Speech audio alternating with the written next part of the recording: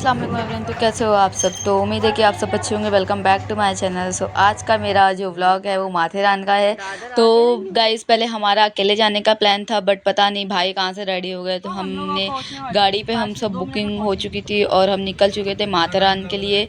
हमें दादर स्टेशन में रुकना था तरन्नुम अप्पी के लिए और तस्लीम के लिए। तो हम दादर स्टेशन आ गए थे। मैं बहुत ही ज़्यादा एक्साइटेड थी। एंड इसके बाद हम सब आ गए थे माथेरान। एंड वेल गाइस, यहाँ पे जो घाट थे वो बहुत ही ज़्यादा डरावने थे, मतलब कलेजा मुंह को आने वाले थे। इसके बाद हमने वड़ा पाव वगैरह खाया क्योंकि बहुत ही ज़्यादा भूख लग रही थी। हमने नाश्ता भी नहीं किया था। हमने सुबह 6 बजे उठ के हम खाना वीना बनाने लगे थे।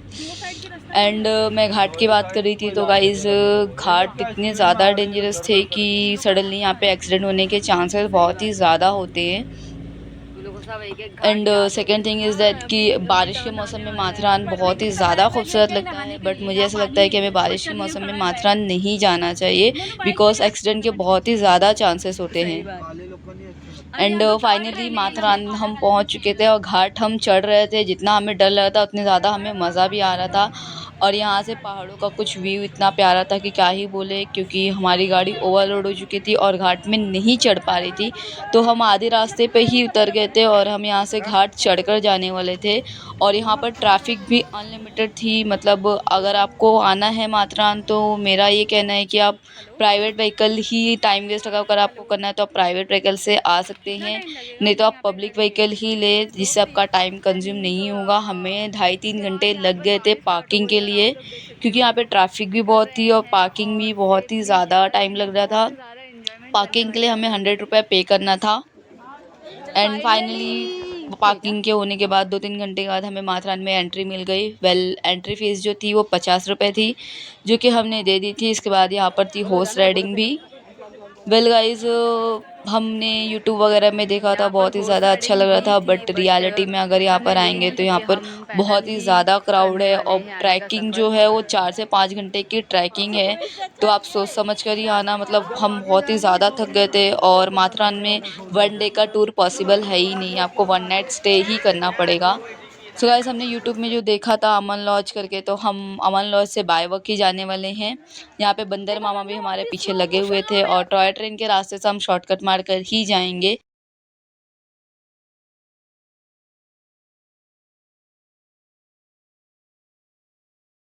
मार्केट आ गए थे। मतलब यार, यहाँ पे तो एक अलग दुनिया है और एक अलग ही चीज़ें चल रही है। हमें इतना एक्सपेक्टेशन था नहीं कि ये सारी चीज़ें होंगी, बट यहाँ का इन्वायरमेंट अलग ही है।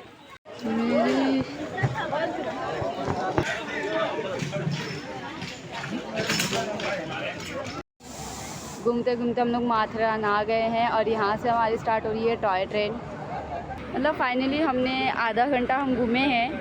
आधे घंटे के बाद हमें ये टॉय ट्रेन दिखी है जो कि माथेरान हमें उतार रही है।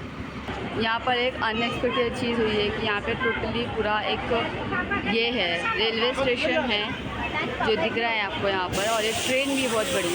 और गाइज़, यहाँ पर टॉय ट्रेन की टाइमिंग फ़िक्स नहीं है, वो कभी भी आती है और कभी भी जाती है। मुझे यहाँ की बहुत ज़्यादा यूनिक चीज़ें अच्छी लगी। चीज़ कि यहाँ पर मस्जिद भी है और मस्जिद पे नमाज भी हुई है और अज़ान भी हो रही थी 1 बजे के टाइम पे।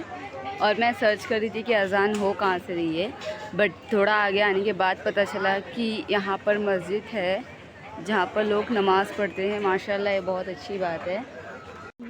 तो फाइनली यहाँ से स्टार्ट होता है हमारा माथेरान का सफ़र। मतलब हमने ना करके 1 घंटे ट्रैकिंग किए। इसके बाद यहाँ से हम सारे पॉइंट्स व्यू करेंगे। हमने कुछ पॉइंट्स स्किप कर दिया था क्योंकि पॉसिबल ही नहीं था पूरा व्यू घूमने के लिए, तो हमने थोड़ा स्किप करके पूरा माथेरान टूर किया था। यहाँ पे फॉग देख के बहुत ही ज़्यादा मज़ा आ रहा था।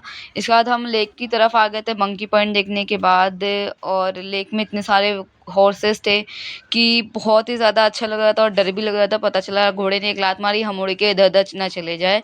सो हम लेक की तरफ आ ही रहे थे। मैं बहुत ही ज़्यादा एक्साइटेड थी लेक को देखकर, बट यहाँ पर आकर पूरा हमारा मज़ा ख़राब हो गया था क्योंकि हमारी एकलौती एक्सपेक्टेशन थी कि हम लेक में जाएंगे, थोड़ा नहाएंगे, क्योंकि बारिश इतनी हो नहीं रही थी।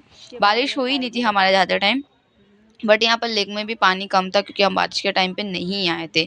वेल हमने 12-13 किलोमीटर ट्रैकिंग की तो मेरे हाथ पैरों की हालत कुछ ऐसी हो गई थी, तो हमने खाने के लिए भी कुछ निकाल लिया था क्योंकि बहुत ही ज़्यादा थक गए थे। हमने पास्ता वगैरह पहले ही गाड़ी में खा लिया जिसका शूट मैंने नहीं किया था, बट इसका थोड़ा बहुत शूट मैं कर रही हूँ। वेल हमारा पेट पूरा भरा हुआ था।